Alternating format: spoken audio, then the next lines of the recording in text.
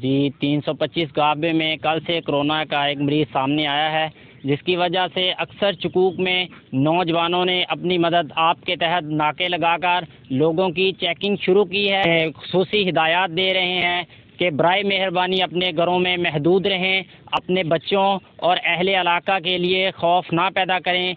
और इन्होंने ख़ास तौर पर ये नाका लगाया हुआ है। हमारे साथ एक नौजवान मौजूद है, हम उससे बात करते हैं कि उन्होंने क्या इंतज़ामात किए हैं, क्या ये उनको गवर्नमेंट की तरफ से है या वो अपनी मदद आपकी तहत कर रहे हैं।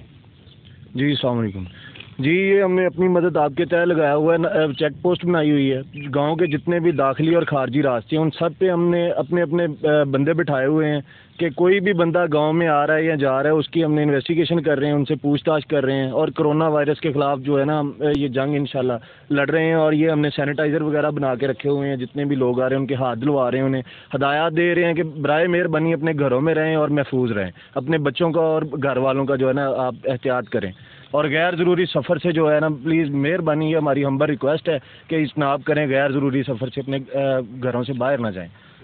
जी बिल्कुल, जिस तरह आपने सुना है कि ये नौजवानों ने अपनी मदद आपके तहत ये नाका लगाया हुआ है और आने जाने वाले मुसाफिरों के हाथ धुलवाए जा रहे हैं, सैनिटाइज़र लगाया जा रहा है और उनको रिक्वेस्ट कर रहे हैं कि बराए मेहरबानी घरों से फजूल निकलने से इज्तनाब करें। अहले इलाका और अहले दे के बुज़ुर्गों ने नौजवानों की इस खिदमत को सराहा है और इनके जज्बों को सलाम पेश करते हैं कि ये अपने इलाके के लिए, अपने गांव के लिए हिफाजती इक़दामात करके बैठे हैं यहाँ पर। जी।